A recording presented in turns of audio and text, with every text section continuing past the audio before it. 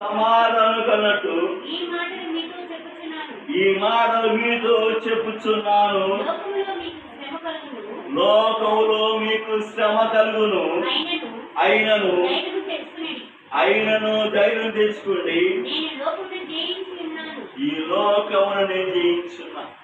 అయ్యా, శ్రమలు వస్తాయి, నిందలు వస్తాయి, అవమానం వస్తాయి. అయినా కానీ మీరేం కలిగి ఉండాలి? ఏం కలిగి ఉన్నా అన్నాడు? ధైర్యం తెచ్చుకుని. ధైర్యం అన్నాడు.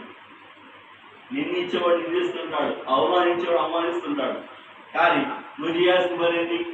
ధైర్యం ఉండాలి. ఎందుకు? ఈ లోకాన్ని జయించింది ఎవరు? యేసుక్రీస్తు వారు. యేసుక్రీస్తు వారి ఒక మాటల్లో అడుగుజాడల్లో మనం నడిచినప్పుడే మనం ఈ లోకాన్ని జయిస్తాం. కానీ మన ఆలోచనలు మన తలంపుల ప్రకారం మనం నడిస్తే మనం జయించలేం. అందుకే అన్నాడు ఇక్కడ, ఏమన్నాడు? నా యందు మీకు సమాధానం కలట్టు ఈ మాట మీతో చెప్పుచున్నాను. సమాధానం.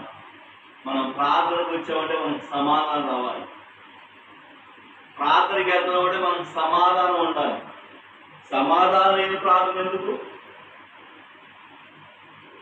సమాధానం కావాలమ్మా. ప్రార్థనకి వెళ్తే సమాధానం ఉందా? దేవుని దగ్గరికి సమాధానం వస్తుంది నీకు. అందుకే అన్నాడు ఇక్కడ తర్వాత మాట ఏమన్నాడు? లోకంలో మీకు శ్రమ కలుగును. నువ్వు ప్రార్థనకి వెళ్తున్నావు అంటే చెడగొట్టేవాడు చాలా మంది ఉంటారు. ఆ ప్రార్థనకి ఎందుకు వెళ్తున్నావు?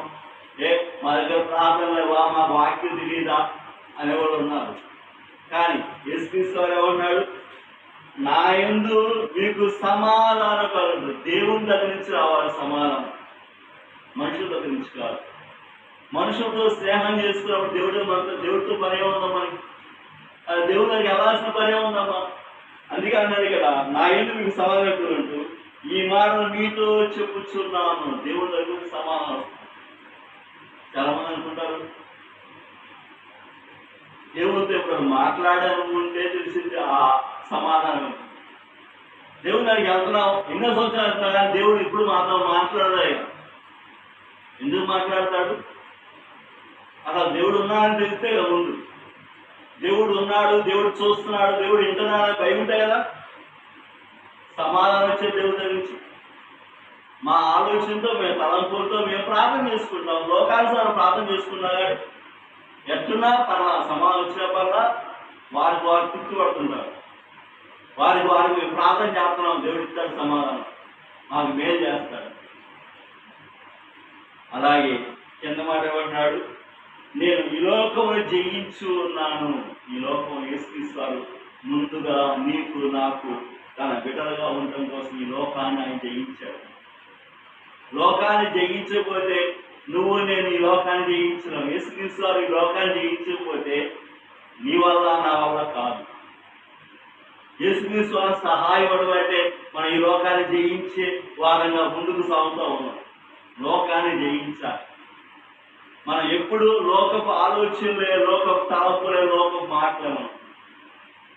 ఎప్పుడన్నా ఈ లోకాన్ని జయిద్దామని ఆలోచన అసలు దేవుడు ఉన్నాడు, దేవుడు చూస్తున్నాడు, దేవుడు వింటున్నాడు అని ఉందా? మనం ఈ లోకాన్ని పిలిస్తే ఎక్కడికి వెళ్తామో తెలుసా? అదన్నా తెలుసా? ఈ లోకంలో చచ్చిపోయిన వాళ్ళందరూ ఎక్కడికి వెళ్తున్నారు? అదన్నా తెలుసా? అది తెలియదు. చచ్చిపోతున్నారు, అయిపోయింది. చచ్చిపోతే పారేసామా, జ్వరం చేసామా, అయిపోయిందా? జ్ఞాపకార్థం పెట్టుకున్నామా లేదు. ఇంతే కానీ వీళ్ళందరూ చచ్చిపోయిన వాళ్ళందరూ ఎక్కడికి వెళ్తున్నారు? దేవుడు ఎందుకు వీళ్ళందరూ పిలుస్తున్నాడు? వీళ్ళు ఎందుకని దేవుని మాట ప్రకారం జీవించలేదు మంది? బైబిల్ వాక్యం చెప్తుంది, పాపం వల్ల వచ్చే జీతం మరణం అని. పాపం చేసిన ప్రతి వాడు చనిపోతాడు, బైబిల్ వాక్యం చెప్తుంది. మనం ఎక్కువ చేసుకుంటా ఉన్నాం కానీ పాపాలు మనలో ఎందుకు పాపం ఉంది? మనం ఎందుకు ఇంకా లోకానుసారం జీవిస్తున్నాం? యేసుక్రీస్తు రాకడ దినాల్లో ఉన్నాం. యేసుక్రీస్తు త్వరగా రానున్నాడు అని ఆలోచన ఇంకా లేదు. చచ్చిపోతా ఉంటే ఆ గంట సేపు 2 గంటలు ఎడుతాం. కానీ చచ్చిపోయేవాడు ఆత్మ ఎంతకాలం ఏడ్చింది? ఎంతకాలం ఏడ్చిందమ్మా? అగ్ని ఆరదు, పురుగు చావదు. అది ఉన్న విషయం అర్థమవుతుందా? ఎండాకాలంలోనే ఎండ భలే కాస్తున్నాయి, అవే కాస్తున్నాయి. ఎంతకన్నా ఇప్పుడు జీవితం ఉంది. అగ్ని ఆరదు కురుస్తావు. ఆ అగ్ని గుణంలో పడితే నీకు సహాయం చేసేవాడు కావడం. ఇక్కడంటే కనీసం చెట్టు కిందకి వెళ్ళాలని ఉంచుంటాం ఎండతో, లేకపోతే ఫ్యానో లేదా ఏసీ వేసుకుని బతుకుతావు. కానీ ఈ లోపల నువ్వు పాపంతో చచ్చిపోతే నరకం నుంచి ఎవరు తప్పిస్తాడు? ఎవరు తప్పిస్తాడు? నీకు వాక్యం ఇచ్చింది ఎందుకమ్మా? వాక్యం ఇచ్చింది ఎందుకమ్మా? లోకానుసారం బతకమనా? లోకానుసారం మాటలు మాట్లాడుకోమనా? ఈ వాక్యం ఇచ్చింది ఎందుకు? ఎందుకు వెళ్తున్నా ప్రార్థనకి? దేవుడు ఎందుకు సమాధానం రావాలి? ప్రార్థనకి వెళ్తే దేవునితో ప్రార్థన అంటే ఏంది? సహవాసం అంటే ఏంది? యేసయ్యతో సహవాసం అంటే యేసయ్యతో స్నేహం. మనం యేసయ్య మాట వింటే మన జీవితం ఎలా ఉంటుంది? లోకంలో నిందలు వస్తాయి, అవమానాలు వస్తాయి, చెడగొట్టేవాడు ఉంటారు, అన్నీ ఉంటాయి. ప్రార్థనకి ఎందుకు వెళ్తున్నావు నువ్వు? మా ప్రార్థన లేదా, మేము ప్రార్థన చేయట్లేదా అంటారు. సరే, మంచిదే, ప్రార్థన చేస్తే దేవుడికి సమాధానం అవ్వాలిగా. మన చుట్టూ ఉన్న వాళ్ళు నశించిపోతా ఉంటే ఏం ప్రార్థన చేస్తున్నాం మనం? మన బంధువులే మన రక్త సంబంధులు చనిపోతా ఉన్నారు. ఎందుకు చనిపోతున్నారు కానీ ఆలోచన లేదా?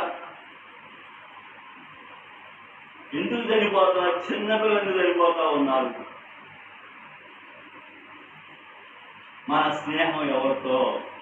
దేవునితోనా, లోకంతోనా? మన సంపాదన దేనికోసం?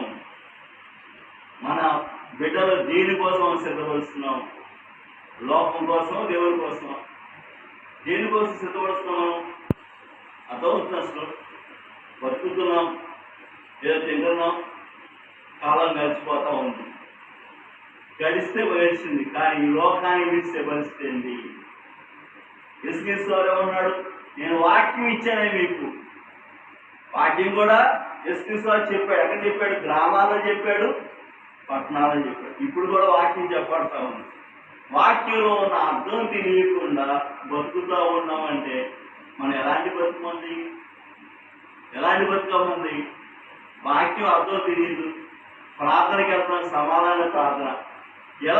ఎలా ఉంటే సమాధానం అవుతుంది దేవుని దగ్గర? అదే నాకు అవుతుందా? ప్రార్థనకి వెళ్తున్నాం అంతే, వెళ్ళాలి, కానీ మా జీవితంలో మారేది ఉండదు. అయితే బయట వాక్యం కొన్ని మారచ్చు ఇంకా